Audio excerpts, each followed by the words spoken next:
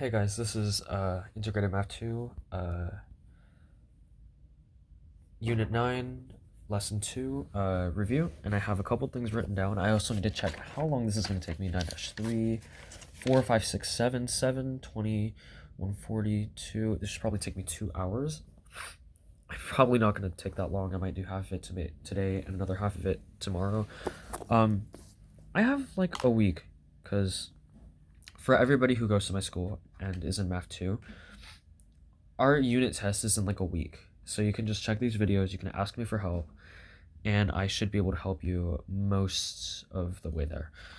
Anyways, so we have a couple things that we learned this lesson. And this is our review. Focus. Was having trouble like this last video. Focus. Focus, focus. Okay, this phone was like, I don't know, it probably costs like $100 now. It's not, whatever. So when it comes to dividing square roots and simplifying equations, it's a bit similar to having variables.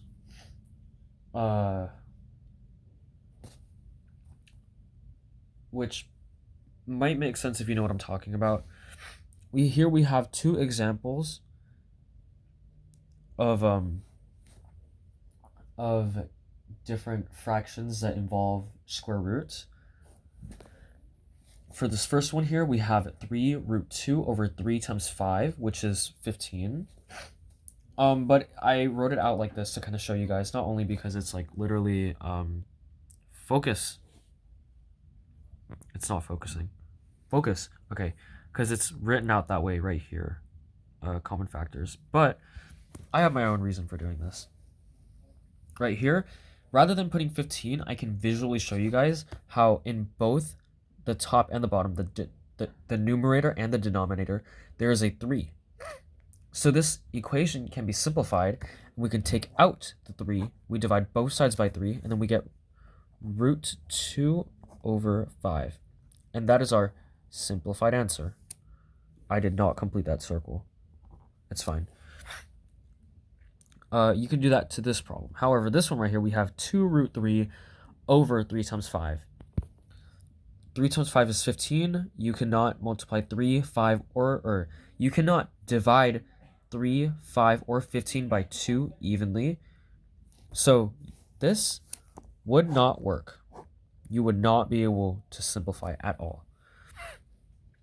I'm going to be taking questions out of these examples, or out of the examples that I have seen that we have been given. So if you've done these problems in class, I'm going to try to walk you through it more in depth. I'm also going to have my own equations that I might pull from homeworks or whatnot, mostly because I don't know. I'm not entirely sure that if I were to use my own like equations that they would even have answers to them. So I'm just trying to be safe. Anyways, we have the quotient property of square roots, which is our next thing, and that says, let's say A and B are our variables. Just like on the back of this paper, like I have right here, we have our A and B, it's just variables. So last lesson we learned that root A times root B is equal to root A times B. This lesson we're going to learn that root A over B is equal to root A over root B, and the opposite is true. And the last thing that I think we need to know is, well, actually there's something else, but we need to know conjugates, which is something that if you're in Latin, you probably know what a conjugate is, but this is different. This is math conjugates. So we have 2 pairs of binomials with identical terms, but opposite signs in the middle, or I guess the book writes operations. So right here we have root 5 and root 3, and root 5 and root 3. However, right here we have an addition sign. Right here we have a subtraction sign. And that is a conjugate. Right here. Now, the last thing we need to know is something that I think we've been doing in these later lessons, but if you're not keeping up, you probably don't know. When we simplify these answers, I'm not gonna lie, I just forgot what I was saying. I had to go real quickly. But when we simplify our answers, whoa, focus. Camera, you are less focused than I am. Okay. When we have answers, you cannot have something like this. You cannot have that as your answer. You cannot have like these radicals right here. You can't have that on the bottom. It is not allowed, because then your answer is irrational. Another example would be root 2x z over root 47.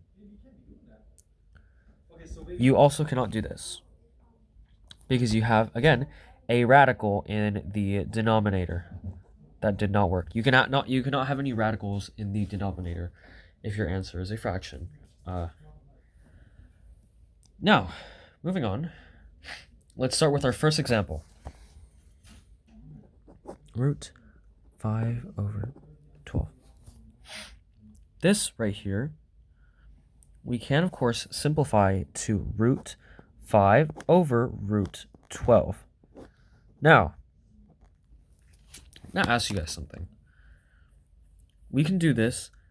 How do we remove the radical from root 12? How would we do that?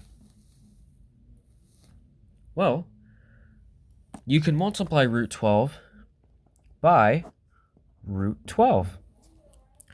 You do this a lot in the later problems. I will show you guys one of the examples. You do that a lot. You're going to start doing that a lot. Focus. Oh my gosh. Focus. I'm so sorry. Focus. Okay. Like right here, where we have the square root at the bottom. This is what we're probably going to be doing. Maybe tomorrow, I think. And this is all the work that you're going to have to do. And of course, that's pretty messy. But yeah, you have to like multiply a bunch of stuff. But anyways, back to where I'm supposed to be. Ew, I hated statistics. I don't want to look at that. Where is it? Okay, right here. Okay. Anyways. So, if you want to remove the radical, right here, you just multiply like root 12 by root 12.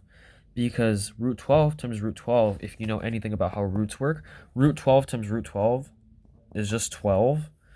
This shouldn't come as like rocket science, because we know the square root of 9 is 3, because 3 times 3 is 9. So just apply that logic over here. Anyways, we're timesing both the numerator and the denominator by root 12. I don't know why I wrote that so big. But now we have root 60 over 12. If you wonder how we got 60, please remember what I just mentioned. Root a times root b is equal to the root of a times b. Root 5 times root 12 is just root 5 times 12, which is 60. Now for 60, we can simplify this. Let's make our little factoring thing over here. We have 60. We can do 15 and 4, 2 and 2. This is 3 and 5. Nothing you're going to be able to do about that. But we have two 2's, so we can take it out.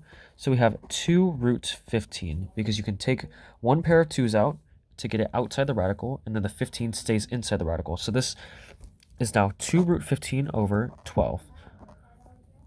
However, like I mentioned over here, you can simplify 2 root 15 over 12, because 12 is divisible by 2, and 2 root 15 is divisible by 2. So when you divide both sides by 2, you should get root 15 over 6, and that is your answer.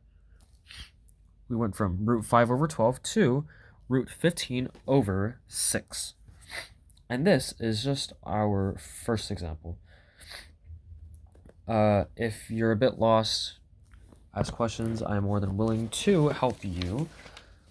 But yeah. Oh boy. Okay, which one do I want to show you guys? Okay, I'll show you guys the fifth example. Okay. So we have, oh gosh, root 147ab to the 8th over root 3a cubed b4 to the 4th. This is our next problem. Now, you're gonna look at this and you're probably gonna panic if you don't know what's going on. Don't, because this is the second lesson, and the work can look hard, but it's really not that hard. So, first of all, before you do anything, you should probably look to see if you can simplify any of these equations or any of these these. Scratch that. Actually, I have another way I'm going to do this. So, because you know that root a over root b is equal to root a over b, we can apply that over here with 147ab 8 to the 8th power over 3a cubed times b to the 4th power. So you can rewrite this as 147ab to the 8th over 3a 3b 4. And this is our new equation. Anyways, so then we can use what we know about square roots, and we can simplify this to the root of 147 b to the 4th over 3a squared. 147 b to the 4th over 3a squared.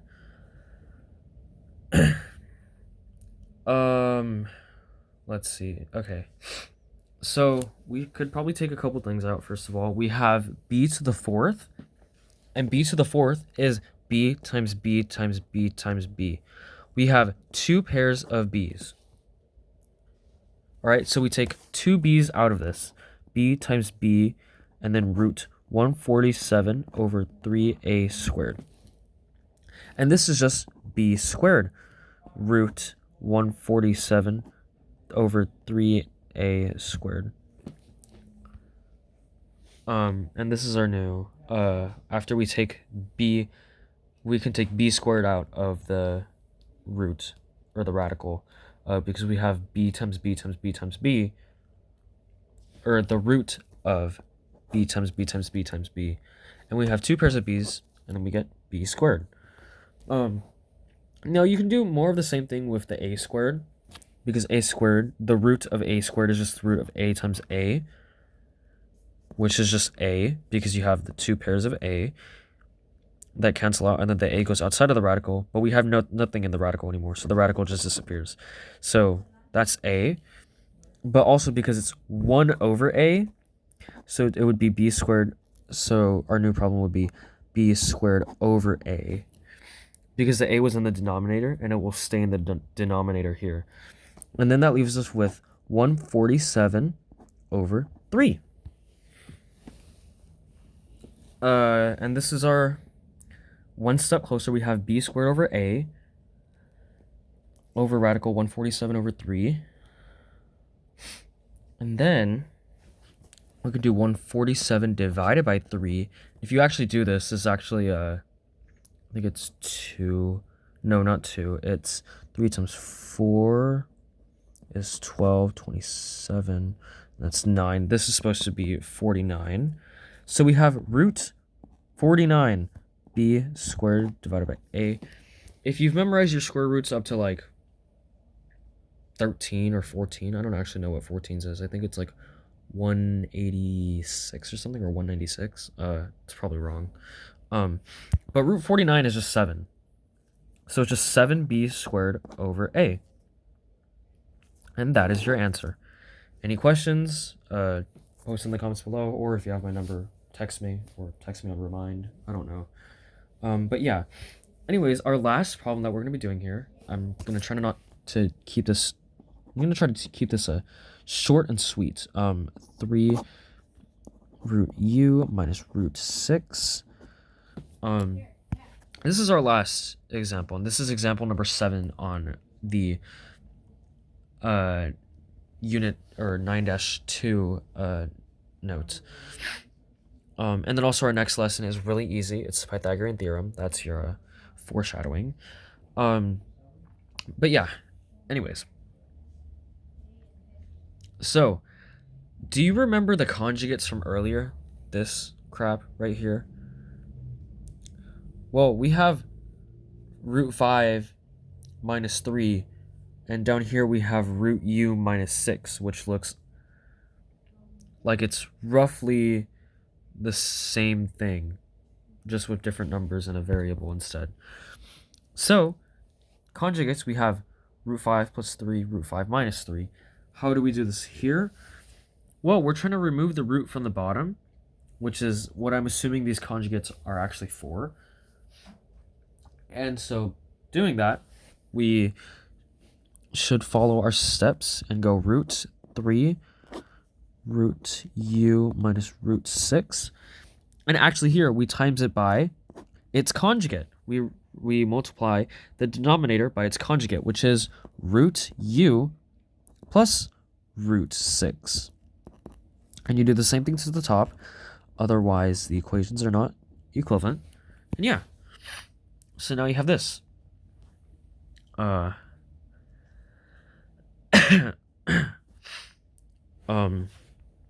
let's do this bottom part first. We now have a u, because root u times root u is u. The negative root 6 times positive root 6 is negative 36. I'm sorry, it is not negative 36, it's negative 6. What am I doing? Okay, it's just negative 6. And then now let's take this top part. We have root 3 parentheses root u plus root 6. I have to write it out like this because it might not make as much sense if I don't write it out like this. But we can split the 3 to the u, to the root u, and the root 6. And then we get root 3u plus root 18. And root 18, I actually done on the other side. Somewhere over here, somewhere over the rainbow. I did it right here. And then root 18p is just 9 squared, or 9 root 2p, but we don't have a p. So this time, or actually no, I did this wrong. Uh-oh. This has been misinformation. It's not supposed to be 9 root 2p. It's actually supposed to be 3. Because we have 2 3s right here. Forget about it. I don't think I needed that there.